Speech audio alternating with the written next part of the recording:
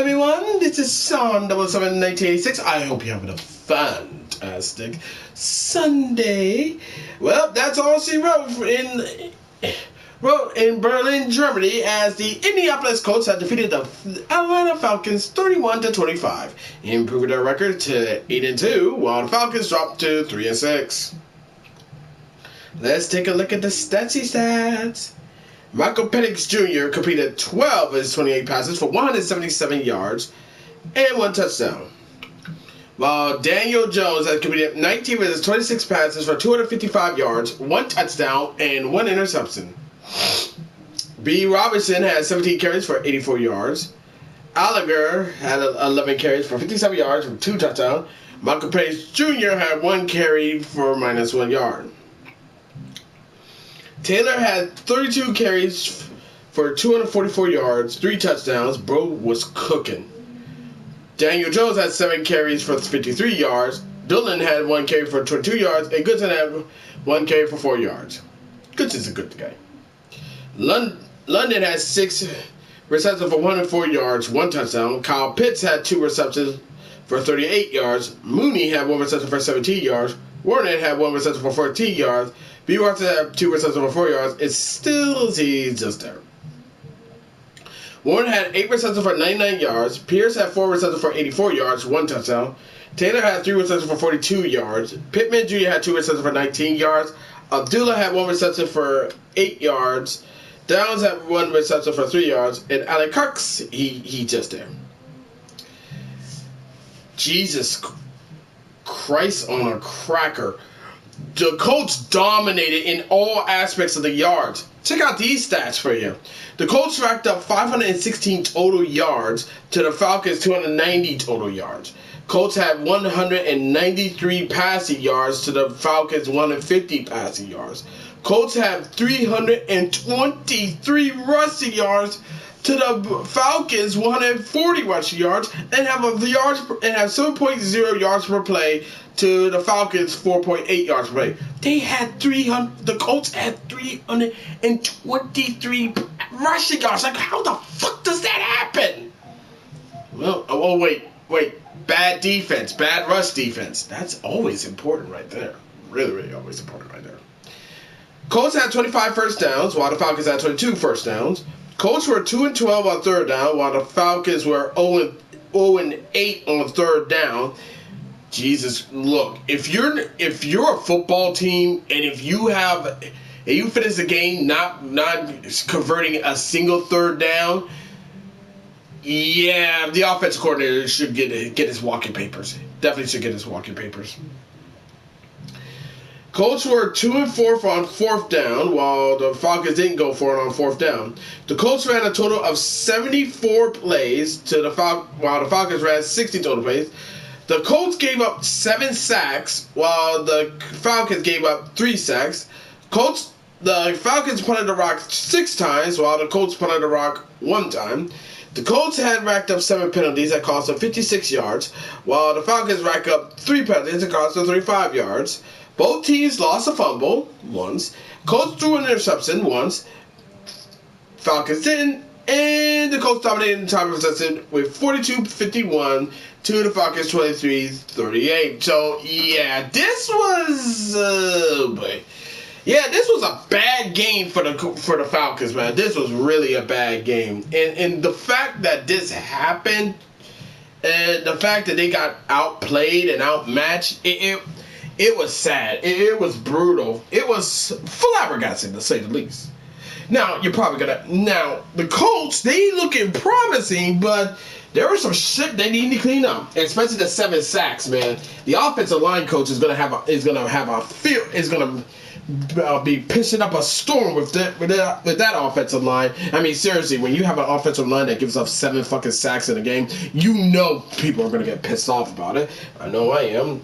I know I tend to be about my offensive line, both in real life and in video game, both in Madden and All Pro Football, Blitz the League, ESPN, NFL 2K5, the greatest football game ever made, and Access Football. I got Access Football 2016. Pretty cool game. But hey, a win's a win no matter what. And with this win, it now ties the Broncos for first place for the AFC #1 seed. So of course this is a big win, and they needed this win. The Colts definitely needed this win. As for the Falcons, oh boy, that loss is gonna get a hell of a lot. That loss is gonna get a hell of a lot more harder for them to make it into the playoffs. Cause trust me, like I said, I won't be too surprised if any of the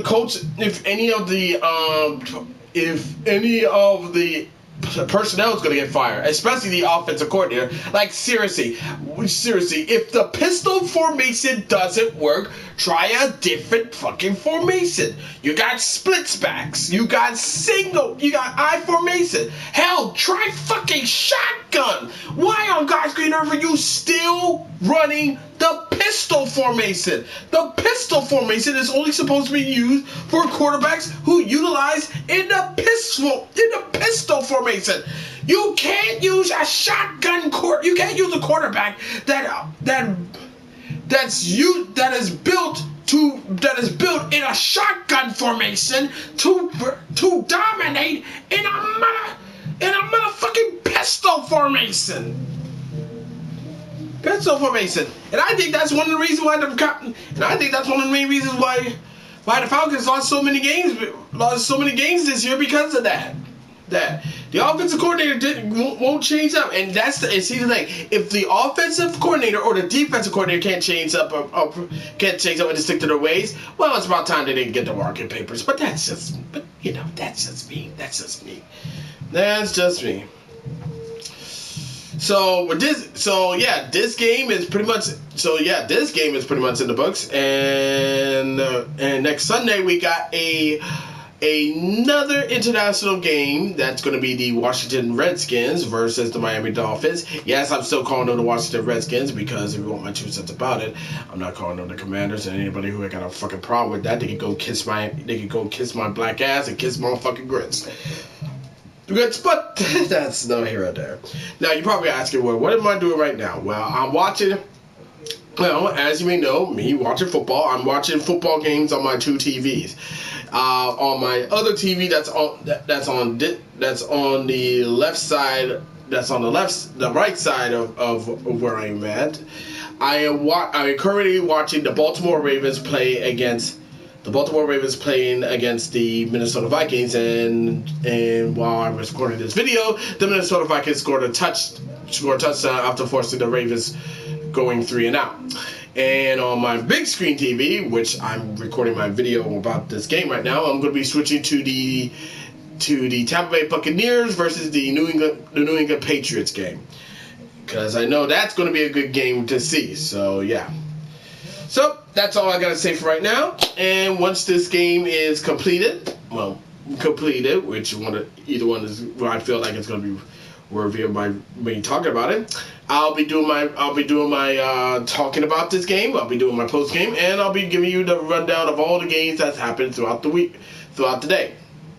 Sunday, afternoon games, late afternoon games, all that jazz. But that's all I gotta say for right now. As always, be sure to leave a comment, like this video, subscribe to this channel, click notifications button to not miss our update, share with friends, share with neighbors, share with others, and that's about it. Until next time, this is Shondo71986 signing off. Thank you for watching this video. It really means a lot. I'll see you next one. Catch you later. Bye-bye!